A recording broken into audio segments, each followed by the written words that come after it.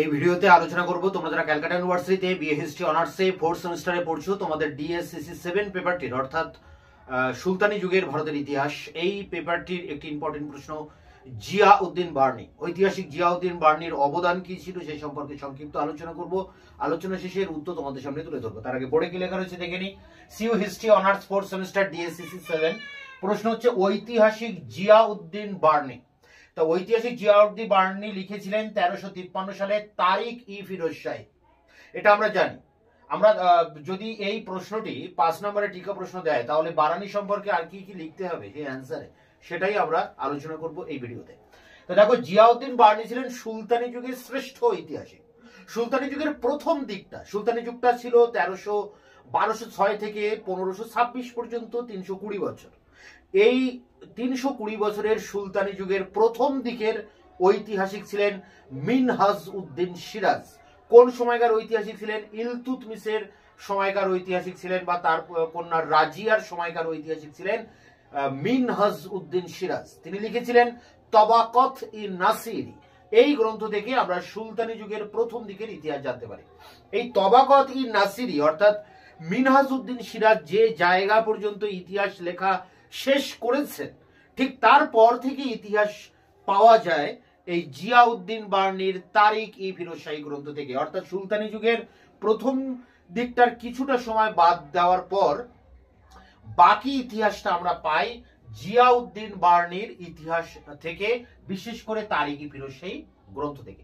Ziauddin Bernie প্রায় 6 জন সুলতানের রাজত্বকালে তিনি ঐতিহাসিক হিসাবে সুলতানি যুগে ছিলেন। তা একেবারে প্রথম দিকে সেই গিয়াসউদ্দিন বলবনের থেকে শুরু করে জালালউদ্দিন খলজি, আলাউদ্দিন খলজি, মোহাম্মদ বিন তুগলক এবং ফিরোজ শাহ তুগলকের রাজত্বের প্রথম 6 বছরের ইতিহাস, এই 6 জন সুলতানের ইতিহাস তিনি তুলে ধরেছেন তারিক ই ফিরোজ শাহী গ্রন্থ থেকে। অর্থাৎ তারিক ই ফিরোজ শাহী গ্রন্থ থেকে আমরা মোহাম্মদ বিন তুগলকের রাজত্বকাল জানতে পারছি, গিয়াসউদ্দিন বলবন, আলাউদ্দিন খলজি এবং ফিরোজ শাহ তুগলক, এই যে গুরুত্বপূর্ণ সুলতানরা ছিলেন তাদের ইতিহাস আমরা জানতে পারছি জিয়াউদ্দিন বার্নির তারিক ই ফিরোজ শাহী গ্রন্থ থেকে। এখন প্রশ্ন হচ্ছে, তিনি তো ঐতিহাসিক ছিলেন, তা ঐতিহাসিক ছিলেন তিনি কতটা কোয়ালিটির ঐতিহাসিক ছিলেন?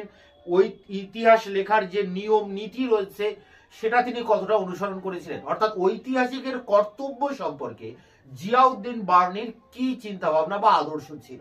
দেখো, জিয়াউদ্দিন বার্নি বিজ্ঞানসম্মত পদ্ধতিতে ইতিহাস লেখার পক্ষপাতী ছিলেন। তিনি জানতেন যে একজন ঐতিহাসিকের কর্তব্য সত্যকে অনুসন্ধান করা এবং সত্যকে তুলে ধরা, এবং সেইভাবে তিনি ইতিহাস কিন্তু লিখেছেন।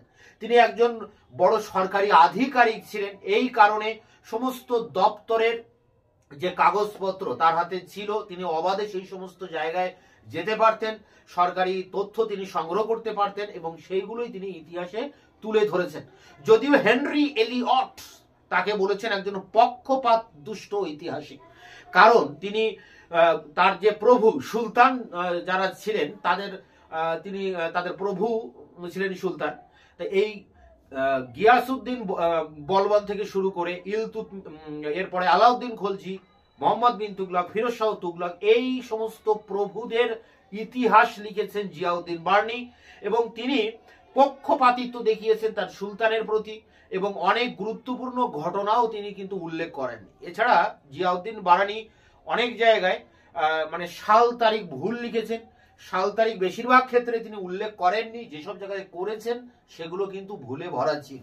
তা যাই হোক, তার এই লেখার মধ্যে কিছুটা সংকীর্ণতা ছিল, এই কারণে ফেরেশতা পর্যন্ত বলেছেন যে জিয়াউদ্দিন বার্নি সত্যকে গোপন করে ইতিহাস লিখেছেন। তাই এইসব সমালোচনা তার বিরুদ্ধে আছে, তা সত্ত্বেও এটা বলা যায় যে সুলতানি যুগের বিশেষ করে মোহাম্মদ বিন তুগলক এবং ফিরোজ শাহ তুগলকের রাজত্বের প্রথম 6 বছরের ইতিহাস আমরা জানতে পারি এই জিয়াউদ্দিন বার্নির লেখা এই তারিক ই ফিরোজ শাহী গ্রন্থ থেকে। এবং ইনি যেহেতু 6 জন সুলতানের রাজত্বকালে ঐতিহাসিক হিসেবে বিরাজমান ছিলেন, তাই জিয়াউদ্দিন বার্নিকে সুলতানি যুগের শ্রেষ্ঠ ঐতিহাসিক বলা হয়। তা এইগুলো মূলত আলোচনা করতে হবে জিয়াউদ্দিন বার্নির উপরে যদি কোশ্চেন অ্যান্সার লিখতে হয়। তা সেই অ্যান্সার নিয়ে আমি এবার অন স্ক্রিনে তোমাদের সামনে আলোচনা করছি। CU history honours 4th semester DSCC 7 marks 5, সুলতানি যুগে ইতিহাস নির্মাণে জিয়াউদ্দিন বার্নির রচনার গুরুত্ব, অথবা ঐতিহাসিক হিসেবে জিয়াউদ্দিন বার্নির বৈশিষ্ট্য আলোচনা করো। সুলতানি যুগের অন্যতম শ্রেষ্ঠ ঐতিহাসিক জিয়াউদ্দিন বার্নি আনুমানিক 1358 খ্রিস্টাব্দে রচিত তারিক-ই ফিরোজ শাহীতে ঠিক সেখান থেকে ভারতের ইতিহাস লিখতে শুরু করেন, যেখানে মিনহাজ-উদ্দিন সিরাজ তার তবাকত-ই নাসিরি গ্রন্থে ওই ইতিহাস শেষ করেছিলেন। তারিক-ই ফিরোজ শাহীতে গিয়াস-উদ্দিন বলবন থেকে মোহাম্মদ বিন তুগলক পর্যন্ত দিল্লির সুলতানদের রাজত্বের এবং ফিরোজ শাহ তুগলকের রাজত্বের প্রথম 6 বছরের বিবরণ পাওয়া যায়। এই গ্রন্থে বর্ণনীয় বিষয়বস্তু থেকে মিনহাজ-উদ্দিন সিরাজের রচিত তবাকত-ই নাসিরিতে বর্ণিত বিষয়বস্তু জিয়াউদ্দিন বার্নি জোরপূর্বক বাদ দিয়েছেন।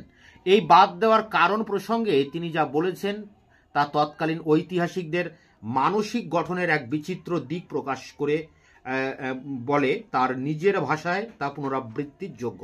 তিনি বলেন যে আমি যদি সেই শ্রদ্ধেয় ও বিখ্যাত লেখকদের রচনার প্রতিলিপি উদ্ধৃত করি, তাহলে যেসব ব্যক্তি এই ইতিহাস গ্রন্থ পাঠ করেছেন তারা আমার লেখা পাঠ করে কোনোভাবেই উপকৃত হবেন না।